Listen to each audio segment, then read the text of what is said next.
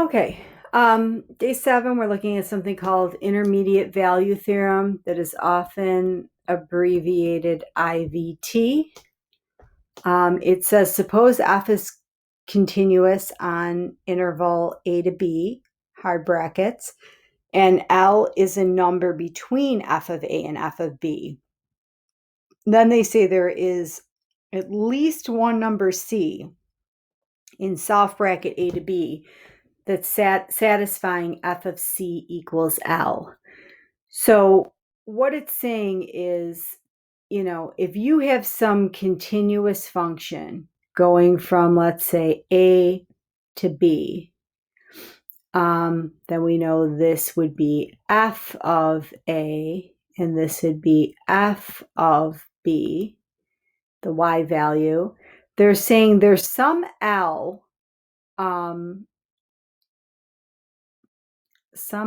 here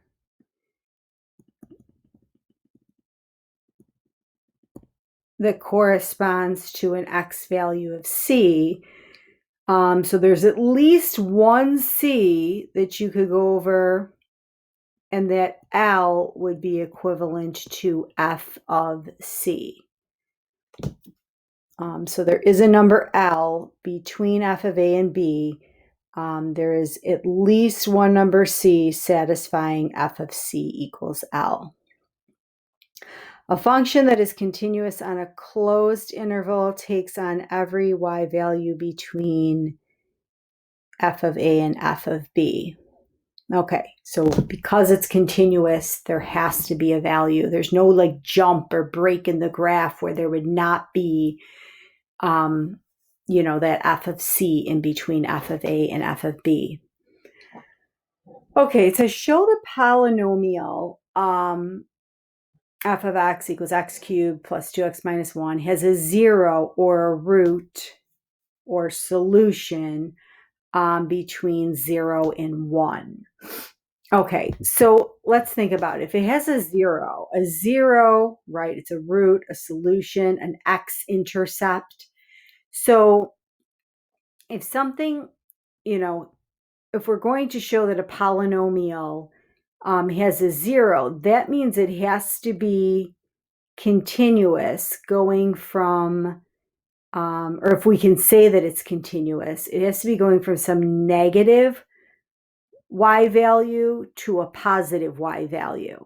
If it's continuous and goes from a negative y value to a positive y value, then we can say there has to be a 0, an x-intercept, basically somewhere crosses the x-axis. So that's kind of the idea behind this. So if we figure out what f of 0 is, this end of the closed interval, it should be 0 cubed plus 2 times 0 minus 1, which is negative 1. If we do f of 1, 1 cubed plus 2 times 1 minus 1, 1 plus 2 minus 1, which is 2. Well, if we think about it, this is going from a negative y value, right? So this value is less than 0. This one is greater than 0. So the function from 0 to 1 is crossing from a y value of negative 1. If you kind of thought of it graphically, at 0, you're down here at a y value of negative 1. At 1, you're up at a y value of 2. So if this is continuous, it has to be crossing the x-axis. Now, what we're going to say is that we know this is continuous because it's a polynomial function. So f of x is continuous since it is a polynomial function. Okay, so that's key, because one thing of intermediate value theorem is it has to be continuous. So we have to say it's continuous, and how do we know it's continuous? Therefore, by IVT, f of x has a 0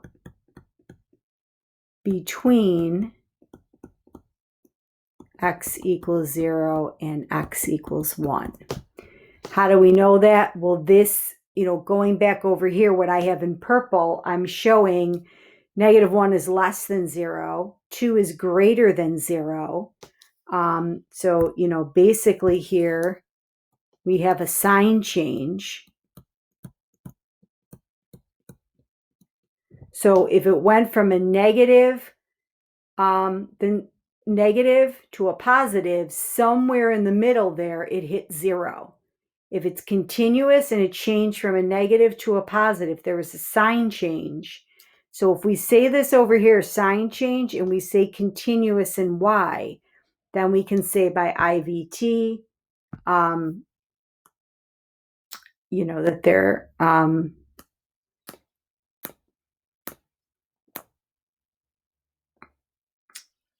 has to be a 0 between those two x values. All right, so next one, we're going to do f of 1, 4 times 1 cubed minus 6 times 1 squared plus 3 times 1 minus 2.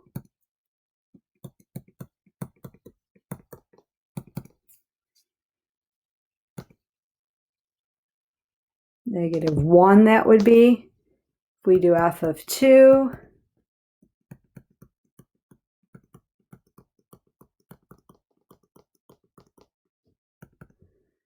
all right, 8 times 4, 32. 4 times 6, 24. So make sure you're following order of operations. This would be 12. All right, so I would say, okay, this is less than 0. Oops.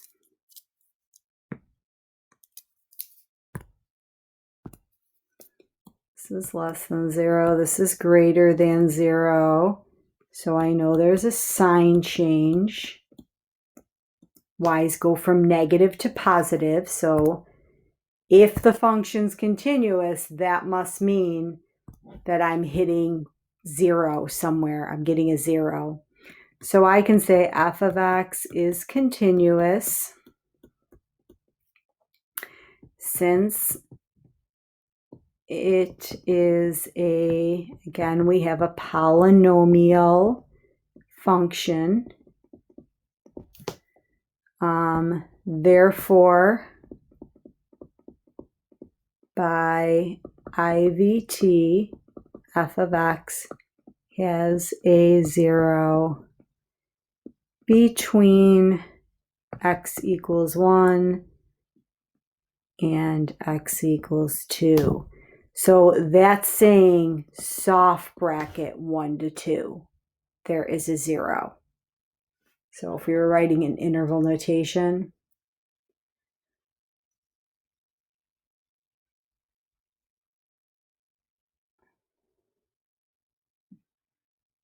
okay.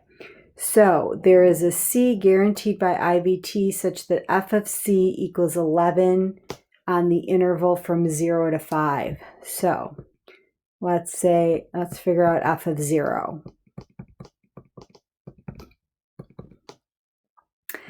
F of 5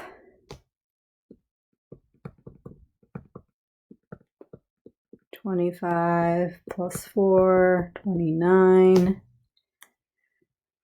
Okay, so yeah, if it's, continuous, which this is a polynomial function, it's continuous, so then that f of c, 11 is between -1 and 29. So I can say f of x is continuous since it is a polynomial function.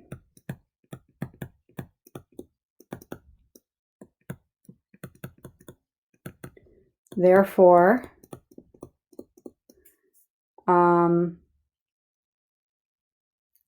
a c that's an element of 0 to 5.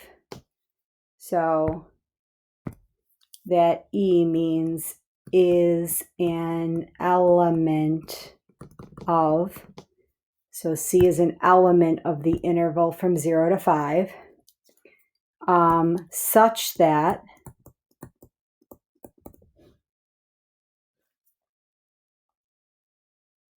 f of C equals 11. And we know that since f of 0 is less than f of C,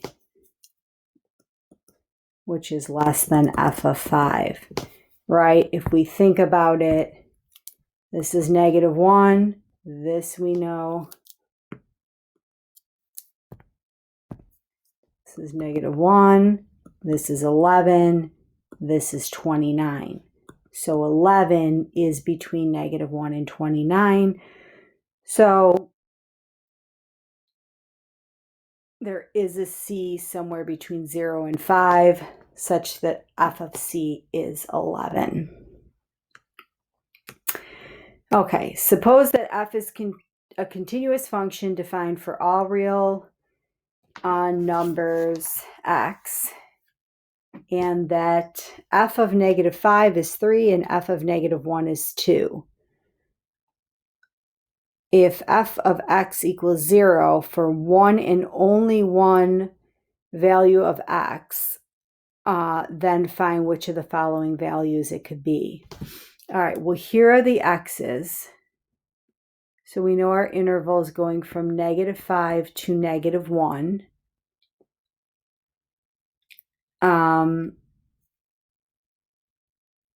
And the y's are from, in between, somewhere in between 3 and -2, which, yes, 0 would be between 3 and -2. So now we have to find out which x value it could be. Well, it has to be in between then this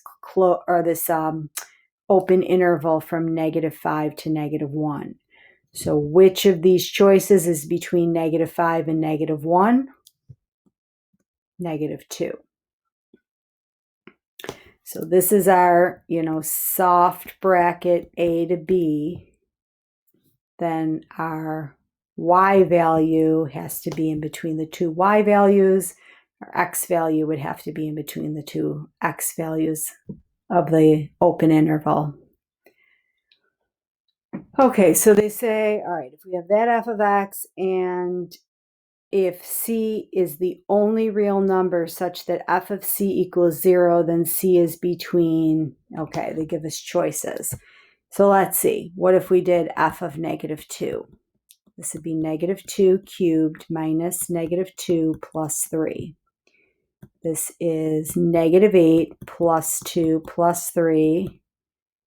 That would be a -3. All right. F of -1.